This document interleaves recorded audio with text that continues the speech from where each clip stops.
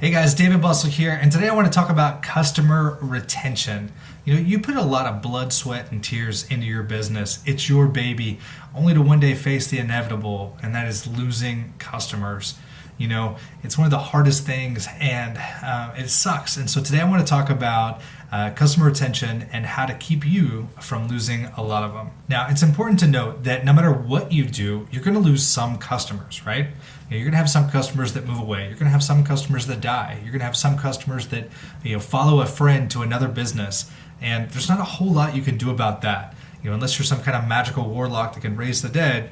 It's not a pretty picture. I don't like doing it. But what you can fix is your customer experience. Now, the primary reason why you lose business is because they feel disrespected. Nobody's made them feel appreciated in the business. Nobody's made them feel wanted and excited that they're there. How all this is determined is based on the customer experience. How they're treated once they get to your business, that's what's going to determine how long they stay as a customer. Now, most businesses think that they've got this great customer experience. And, when I hear that, I often think, how do you know? How do you know you have a great customer experience? You see, the truth is that you are very, very close to your business. You don't know what it's like to be a customer of your business. And that's what you got to figure out if you want to improve your customer experience. What you need to do is to experience what it's like to be a customer through every part of your actual process. So the first thing you want to do is to experience the environment. Go sit in your waiting room. Sit at the tables that people eat at. Actually sit down on the beds they lay on, if you have a hotel or something. Experience what the environment that your customers are experiencing. You see, we as business owners and marketing professionals and so forth, we often are so far outside of what it's like to actually be a customer that we miss these little details that dramatically have a huge impact. So if you have a waiting room, actually go in there and sit in it. If you have a desk that you do sales in, actually sit at the desk from your customer's perspective. What is it that's on the walls? Is the carpet stained where they're sitting? What do they see? When you look at that thing, you need to just ask yourself, does this look inviting? Does this look run down or uninviting and outdated, etc.? You want to experience every detail as your customer experiences it. So be sure to actually determine what image are they getting when they are sitting here or when they are standing here. What do they see? What you want to do here is to see what they see and feel what they feel. I'll give you a good example of this. I was at a dealership not too long ago getting my oil changed. And one of the things that I noticed was that their waiting room didn't match the actual dealership. But they had spent all this money on doing these big renovations to make their dealership look great. But the actual waiting room looked like a prison cell. The walls were bare and magazines were thrown around. The floors were scuffed up. It's the one place that customers actually sit for extended periods of time, the waiting room.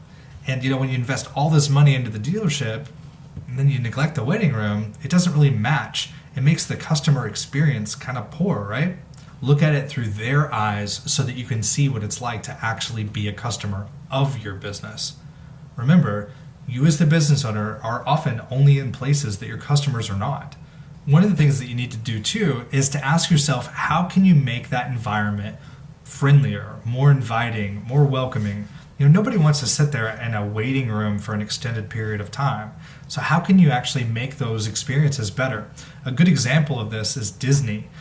Go wait in any line at Disney and you'll see that it's actually a pleasurable experience to stand there in line because they've got so much going on, building the legend and so forth of each ride, that it actually makes standing in line kind of fun, right? We were at Haunted Mansion a couple years ago, and while you're waiting in line, you're going through this process, and you can actually see some interesting stuff along the way. Other rides had shows playing. Other rides had little animatronics and things like that going on that actually made that environment a more pleasurable experience. So what can you do in your location to actually make it more inviting? Is the coffee machine there? Do you have snacks? Whatever you can do, those little things make a massive difference in how your customers are going to experience your business and so forth, and whether or not they're going to want to come back. Now, the next tip is to actually play prospect yourself. Just like I said before, you're not going to notice things unless you actually pretend to be a customer. And that's what playing prospect is all about. What you want to do is to go to your location and actually experience what it's like to be a customer of you. When you play prospect, picking up the phone and calling your location, how do your sales guys talk when you actually reach out to them? What scripts do they say? What's smooth about it? What's not smooth about it? What are the hangups that they have? You're going to find your customers' pain points and find out reasons why you're losing business or why customers don't like dealing with you. I can't tell you how many times I've called these 1-800 numbers that have those automated phone systems, and you end up getting transferred all over the place before you can actually make a purchase. It's almost annoying. There's one company I tried to buy something from not too long ago that I ended up going and going with a vendor just because it was almost impossible to buy from these people. And of course, they've never checked, so they have no idea that they're losing this much business. So what you want to do is to play prospect yourself.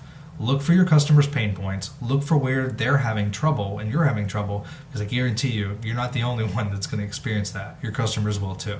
One thing to also look at is the actual staff that you have. Your staff is a direct reflection of you as a business.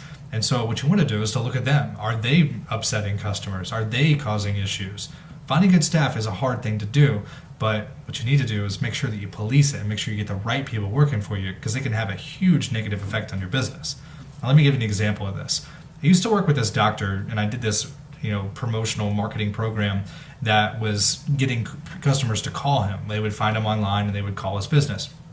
Well, I received a call from him about a month into the program or whatever, and I fully expected this guy to be absolutely thrilled, but he called angry.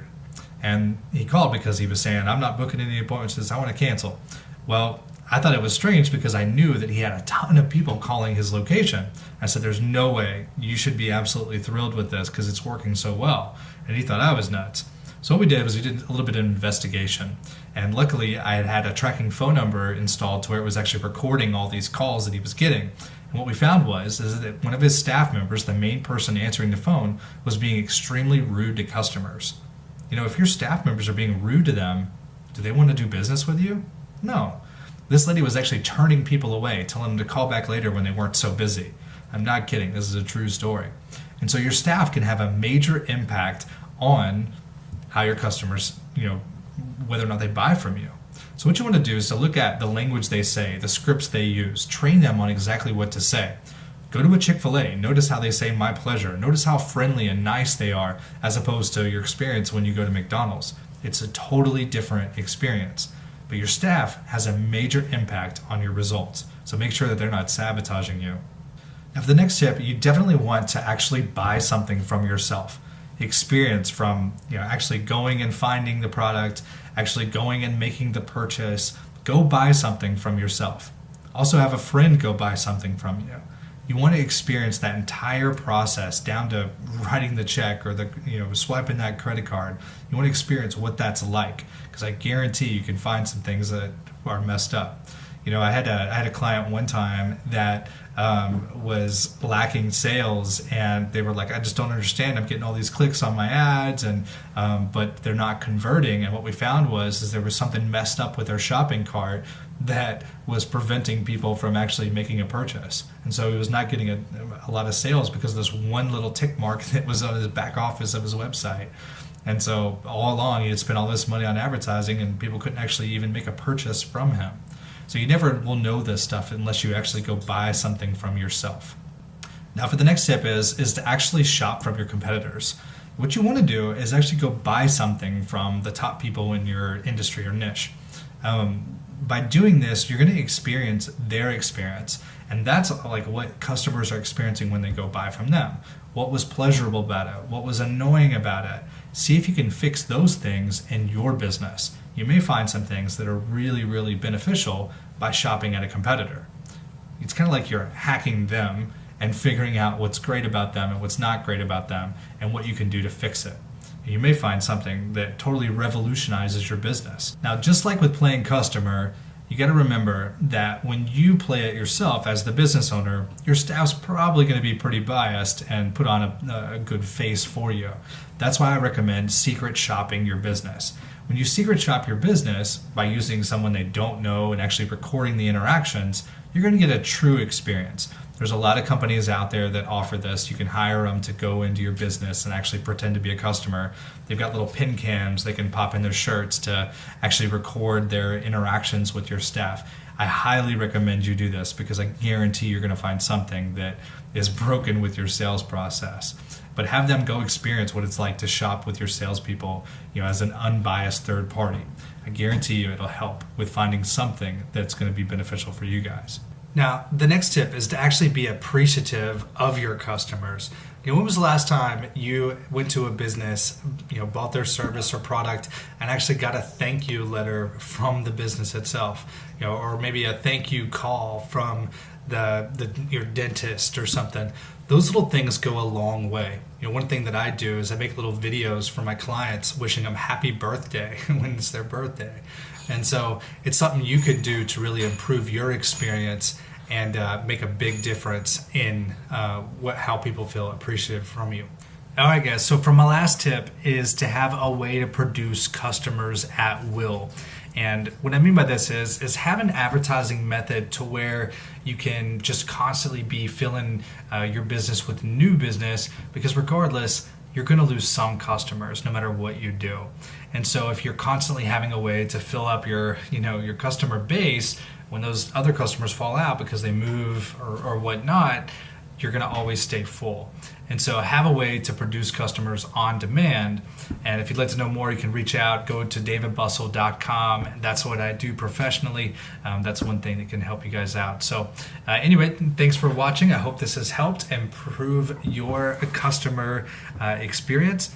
If you like videos like this, be sure to subscribe to the page. Also like, comment, and share. Let me know your secrets on how you are improving your customer service. I'm definitely interested to hear it. So anyway, thanks again, and we'll see you next time.